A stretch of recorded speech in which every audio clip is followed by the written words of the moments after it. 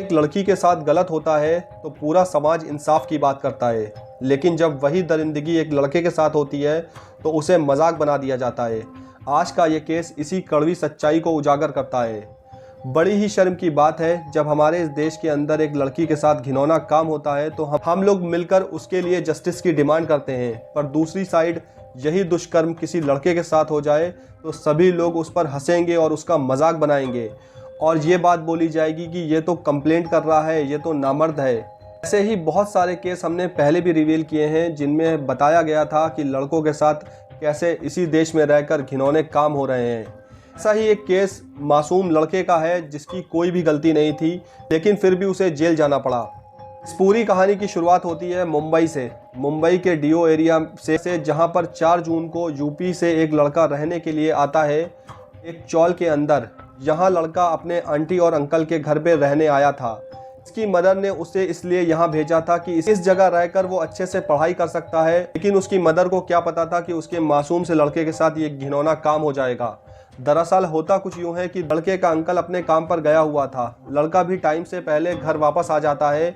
इसी के दौरान जो लड़के की आंटी थी वो बहुत गलत व्यवहार अपने ही बेटे जैसे लड़के के साथ करना शुरू कर देती हैं। उसने देखा कि घर पर कोई नहीं है, वो कुंडी लगाती है और इस लड़के के रूम में पहुंच जाती है। रूम में जाते ही वो अपने कपड़े उतारने शुरू कर देती है, जिसके दौरान लड़का बोलता है कि आंटी ये क्या कर रही हो।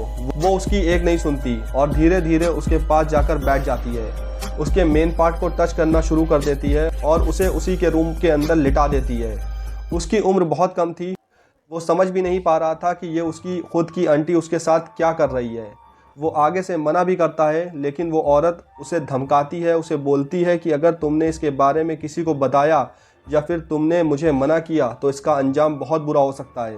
वो लड़का डर जाता है, अपनी आंटी की सारी बातें माननी शुरू कर देता है और इसी का फ़ायदा उठा के उसकी आंटी उस मासूम लड़के के साथ ये काली करतूतें शुरू करती है। अब वो सबसे पहले उस लड़के के पूरे कपड़े उतारती है और उसके साथ दुष्कर्म करना शुरू कर देती है। आप खुद ही सोचिए, एक साइड एक औरत है जिसकी उम्र है 40 साल, दूसरी साइड एक उसके ही बेटे की उम्र का लड़का है जिसकी उम्र है 16 साल। लड़का जो कि अभी अनजान है इन सारे कामों से, वो कैसे जूझ रहा है इतनी बड़ी औरत के साथ। ये तो पहला दिन था जब उसके साथ ये कांड हुआ और इसी के थोड़े टाइम बाद उस औरत का पति काम से घर वापस आ जाता है। वो देखता है कि लड़का बहुत ज़्यादा शांत है और ना ही खाना खाने के लिए बाहर आया और ना ही उसने आकर अपने अंकल को बुलाया। और भी बहुत सारे चेंजेस उस आदमी ने इस लड़के के ऊपर देखे। जैसे जैसे दिन बीतते गए सिलसिला लगातार चलता रहा। अब जैसे ही अंकल रोज़ाना काम पर जाता, उस औरत के पास ये लड़का अकेला रह जाता और वो फिर उसके साथ दुष्कर्म करती और उसे धमकी देती कि अगर उसने किसी को भी बताया तो उसकी खैर नहीं। ऐसे ही लगभग 5 महीने बीत जाते हैं। लड़का बहुत ही ज़्यादा परेशान था और दिन ब दिन कमज़ोर होता जा रहा था। उसे कुछ भी समझ नहीं आ रहा था कि वो करे तो करे क्या। फिर एक दिन उस लड़के ने ठान लिया था कि अब वो अपने साथ ये कांड नहीं होने देगा और फिर मौका ढूंढता है कि उसकी आंटी जब कुछ काम कर रही होगी या कहीं ऐसी जगह होगी जब वो फ़ोन यूज़ नहीं कर रही होगी, तभी वो फ़ोन करेगा घर पर और सारी चीज़ें बता देगा। और एक दिन उसे ये मौका मिल जाता है। वो सीधा घर पर कॉल करता है यूपी में बैठी अपनी मदर को और उसके साथ चल रहे ये सारी चीज़ें बता देता है। उसने बताया कि कैसे उसके साथ ये सारा कांड हुआ और ये कॉल उस लड़के ने अपनी ही आंटी के फ़ोन से की थी। कॉल कट हो जाने के बाद ये लड़का फ़ोन वापस से चुपचाप वहीं रख देता है। आंटी जब फ़ोन देखती है तो उसे कुछ शक होता है, तो वो फ़ोन के अंदर रिकॉर्डिंग चेक कर लेती है, जिससे उसे पता चल गया कि उसका भांडा फूट चुका है और लड़के ने अपनी मदर को उसकी काली करतूतों के बारे में बता दिया है। वो डरती है, लेकिन फिर वो औरत एक ऐसा काम करती है जिसे सुनने के बाद आप लोग भी शर्मिंदा हो जाएंगे, आप लोग भी रोने पर मजबूर हो जाएंगे। कैसे किसी मासूम के साथ ये काम हो सकता है। एक साइड ये सारी चीज़ें चल रही थी और दूसरी साइड यूपी से उस लड़के की मदर आने की तैयारी कर रही थी। इसके बाद उसे 2-3 दिन बीत जाते हैं और इसी के दौरान वो औरत जिसने लड़के के साथ ये कांड किया वो पहुंच जाती है सीधा पुलिस स्टेशन। उसने पुलिस स्टेशन जाकर पुलिस वालों को ये चीज़ बताई, उसकी उम्र 40 साल है और उसके ही घर पर रह रहा 20 साल का एक लड़का है जिसने उसके साथ दुष्कर्म किया है। पुलिस भी ये चीज़ मान जाती है। जैसा कि आप लोग जानते हैं कि लड़कियां अगर पुलिस वालों को जाकर इस चीज़ के बारे में बताएंगी तो वो जल्द ही एक्शन लेंगी, जो कि लड़कों के केस में नहीं होता।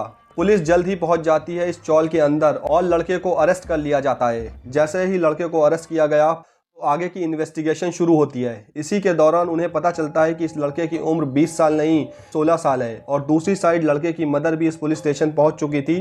तो आकर उस औरत का सारा भांडा फोड़ देती है और बताती है कि कितने महीनों से मेरे लड़के के साथ उसकी आंटी ये घिनौना काम कर रही है। उसने बताया कि 2-3 दिन पहले ही उसके लड़के ने कॉल करके इस सारी चीज़ों के बारे में उसे बताया था।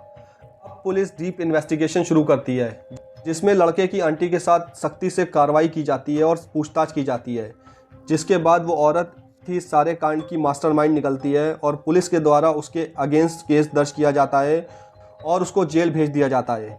ये पूरा मामला हमें सिखाता है कि अपराध का शिकार होने वाला व्यक्ति लड़का हो या लड़की, उसका दर्द एक सा होता है। समाज को ये समझना होगा कि जब कोई लड़का सामने आकर अपनी तकलीफ़ बताता है तो उसे मजाक में नहीं बल्कि समर्थन की ज़रूरत होती है। डर, शर्म और धमकियों की वजह से पीड़ित अक्सर चुप हो जाते हैं, लेकिन ये चुप्पी अपराध को और लंबा खींच देती है। सही समय पर भरोसेमंद व्यक्ति से बातचीत करना पहला और सबसे ज़रूरी कदम होता है। तो ये था मुंबई की एक चौल से जुड़ा पूरा मामला। आशा करता हूँ कि आपको आज की वीडियो जानकारीपूर्ण लगी होगी। अगर आपको ये वीडियो जानकारीपूर्ण लगी हो तो हमें कमेंट में ज़रूर बताएं और क्राइम की दुनिया की हर अपडेट के लिए क्राइम 25 को सब्सक्राइब करना बिल्कुल ना भूलें। जाते जाते कुछ लोगों के मैसेज आए थे जिसमें कि पंकज, जो कि इलाहाबाद प्रयागराज के रहने वाले हैं, आज उनका जन्मदिन है, उन्हें जन्मदिन की हार्दिक शुभकामनाएं। एक और मैसेज आया था साहिल जी का, जिनकी आज शादी की सालगिरह है। साहिल जी को भी शादी की बहुत बहुत मुबारकबाद।